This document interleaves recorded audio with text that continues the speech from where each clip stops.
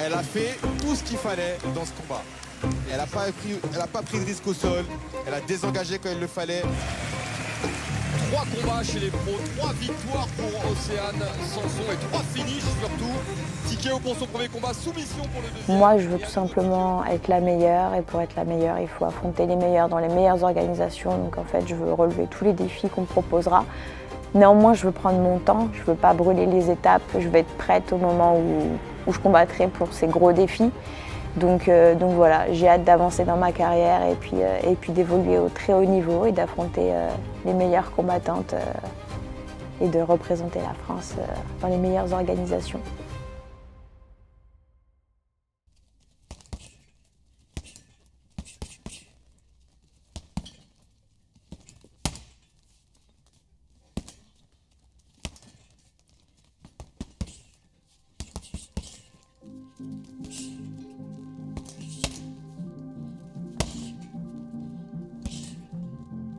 Donc, je m'appelle Océane Sanson, j'ai 28 ans, je m'entraîne à Ghost Arena et je fais du MMA depuis 5-6 ans.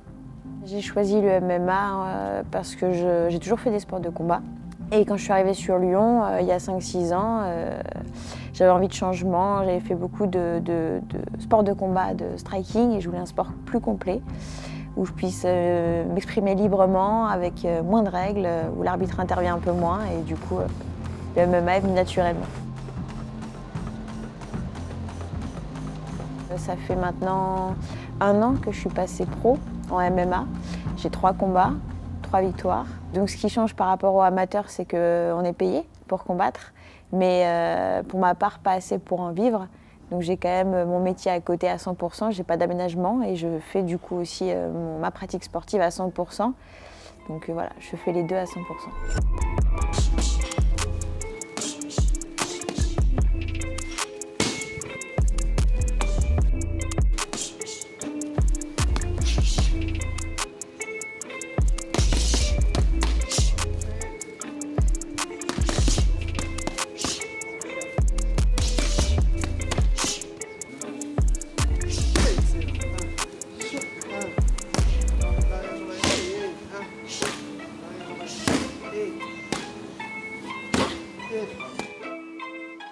Je pense que c'est une combattante intéressante parce qu'elle a une forte marge d'évolution. Elle progresse de jour en jour et elle ne cesse pas de me surprendre. Est-ce qu'Océane peut devenir la championne? Oui, j'en suis convaincu. J'en suis convaincu et c'est pour ça qu'on travaille tous les jours. On s'entraîne dur, on se met des objectifs à petit terme, à moyen terme et surtout à long terme. Et dans les objectifs à long terme, c'est de devenir l'une des meilleures combattantes de la planète.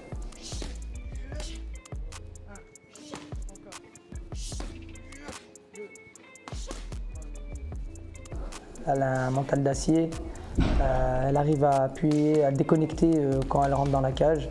À l'extérieur, c'est une personne très gentille, très avenante, très sociale. Elle est toujours là pour aider tout le monde. Par contre, quand elle rentre dans la cage, on dirait une toute autre personne.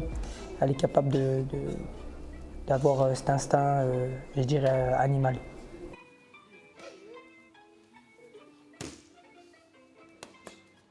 Je m'appelle Fatah, je suis coach à la Ghost Arena maintenant depuis 3 ans. J'accompagne plusieurs combattants professionnels, amateurs ou loisirs pour tout ce qui est MMA et jiu-jitsu brésilien. Quand je vois Océane performer sur ses derniers combats en professionnel, je remarque ça confirme qu'elle a des grosses aptitudes, qu'elle est faite pour ça.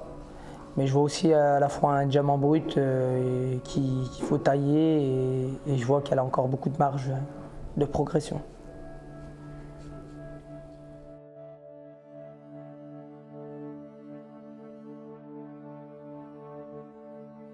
Pour être la meilleure, il faut croire en soi, être discipliné, s'entourer des bonnes personnes surtout, je dirais, et faire confiance à toute l'équipe.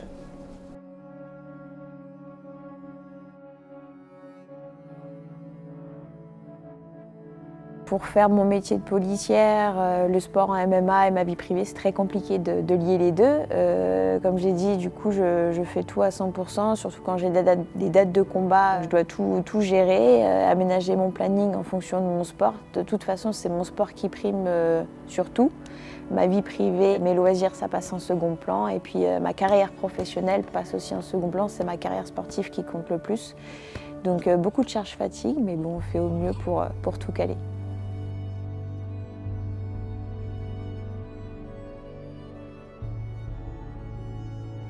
Quand je ne travaille pas et que je suis en repos, je m'entraîne 2 fois par jour. Et quand je travaille, je viens m'entraîner après le travail. J'ai déjà vécu, avant de passer en professionnel, j'ai fait 18 combats amateurs, j'ai participé à des galas, je suis partie à l'étranger combattre. Donc déjà en amateur, j'avais un vécu dans le MMA, j'avais pas mal d'expérience. C'est toujours impressionnant de rentrer dans une cage, il y a le public autour, on rentre sur sa musique, puis du coup il n'y a qu'une seule cage, il n'y a que toi qui combats, contrairement à d'autres sports que j'ai pu faire. Donc vraiment l'attention est centrée sur nous. Après ça me fait pas peur de rentrer dans la cage, j'y rentre, je fais ce que j'ai à faire et puis voilà, pas de peur particulière, juste beaucoup de plaisir. Ça m'est déjà arrivé d'être blessée en rentrant dans la cage, d'être pas à 100% physiquement, notamment avec le championnat d'Europe ou le championnat du monde que j'ai fait en amateur. C'est un combat par jour, donc plus tu avances dans la semaine et plus des fois les dégâts s'accumulent. Donc je suis déjà rentrée avec des cocards, le nez cassé, pas mal de douleurs sur le corps, mais quand il faut y aller, il faut y aller. Et aussi à l'entraînement, ça m'est arrivé de me blesser aussi avant des échéances. Donc c'est ça, c'est pour ça qu'on est professionnel, c'est-à-dire qu'il faut prendre soin de son corps, continuer à adapter son entraînement pour être au top le jour J.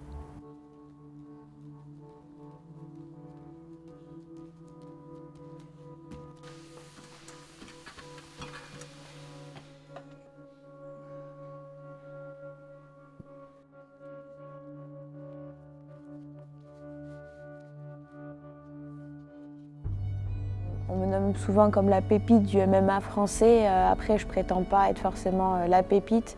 On est beaucoup à évoluer dans ce sport. Après, moi, j'ai envie de laisser une trace de moi positive dans ce sport. J'ai envie qu'à long terme, on continue à parler de moi pour les choses que j'ai pu faire dans le MMA. J'ai vraiment envie de marquer les esprits. Donc, et puis, forcément, représenter la combattante féminine dans le MMA, parce que c'est toujours compliqué pour les femmes. C'est un sport qui est quand même assez récent en France, qui est légal depuis pas très longtemps. Donc c'est compliqué pour les femmes de s'exprimer. Donc j'espère ouvrir le pas pour plein d'autres femmes dans le MMA. Et puis si je peux être un exemple, c'est d'autant plus satisfaisant pour moi. Je m'entraîne dur à la salle, à Ghost Arena à Lyon. Les entraînements sont très très durs.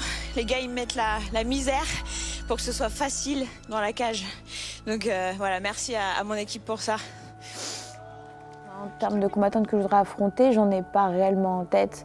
Moi, je veux tout simplement être la meilleure, et pour être la meilleure, il faut affronter les meilleurs dans les meilleures organisations. Donc en fait, je veux relever tous les défis qu'on me proposera. Néanmoins, je veux prendre mon temps, je veux pas brûler les étapes, je veux être prête au moment où je combattrai pour ces gros défis.